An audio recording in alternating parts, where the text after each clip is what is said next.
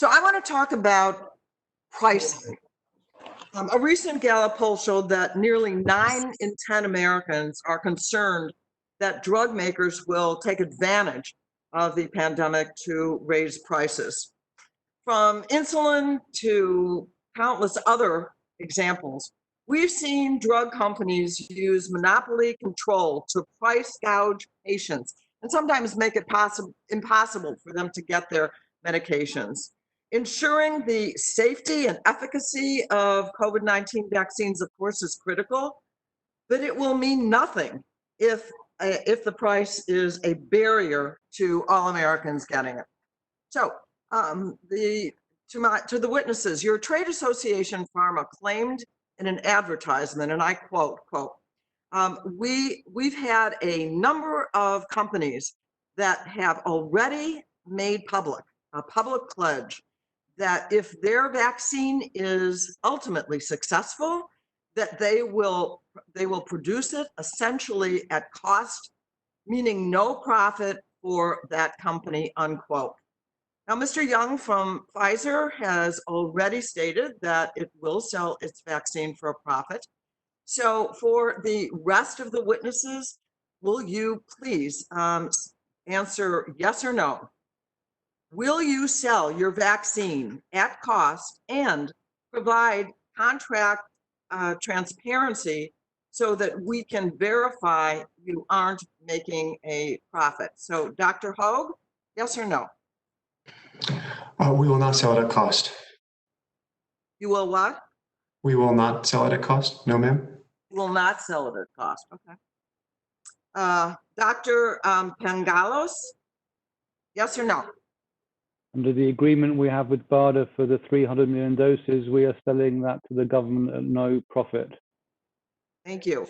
Dr. Gerberding, yes or no? Yes to your question about transparency. As we have reported since 2018, transparency in our pricing.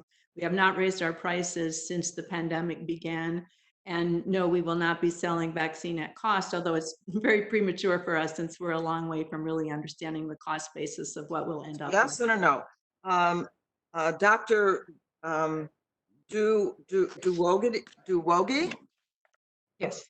We will be providing vaccine at a not-for-profit price during the emergency pandemic phase. Thank you. Taxpayers have provided nearly $10 billion to Operation Warp Speed, but have no knowledge of how these resources are being spent.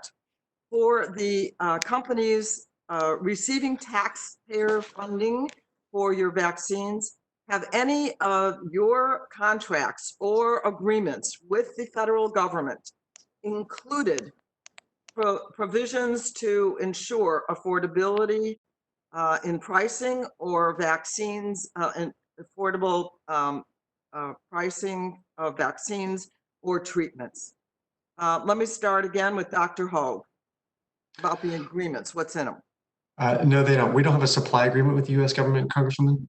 We have a research and development agreement, and it doesn't specifically.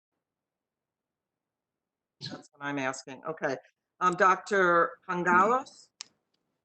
Yes, under our agreement with BARDA, which is for over $1 billion, it's funding our clinical development program, which is the 30,000 patient study in adults and children, and it's also funding the 300 million doses that we're going to be providing at no profit to AstraZeneca. Thank you. Dr. Gerberding? We are not receiving funding from Warp Speed at this point in time. We do have just under $40 million for research and development of our vaccine portfolio, but we have no procurement agreements at all. Dr. Douoguih? So our funding covers research and development activities, and we do not have a supply agreement in place. All right, I'm gonna put this question out there, and it may have to be answered then in writing.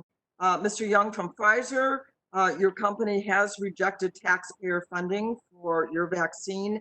I'm concerned that you will made this decision to be able to price gouge, or at least I'll say that, without question from Congress. Will Pfizer commit to affordable vaccine pricing and full transparency around research and development?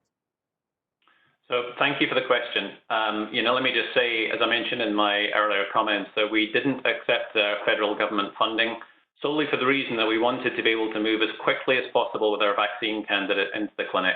In regard to your question, let me just say that we recognize that these are extraordinary times and our pricing will reflect that. And during the term of the pandemic, we'll price our potential vaccine consistent with the urgent global health emergency that we're facing. And secondly, we also believe, and critically, that COVID vaccine should be free to the public.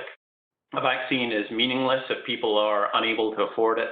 And I just want to applaud Congress for passing the CARES Act to ensure that many patients who will not face any cost sharing for future COVID vaccine, and we would certainly commend that step. Okay, well, we'll see what that means. I hope you do find a cure, and I yield back. Thank you.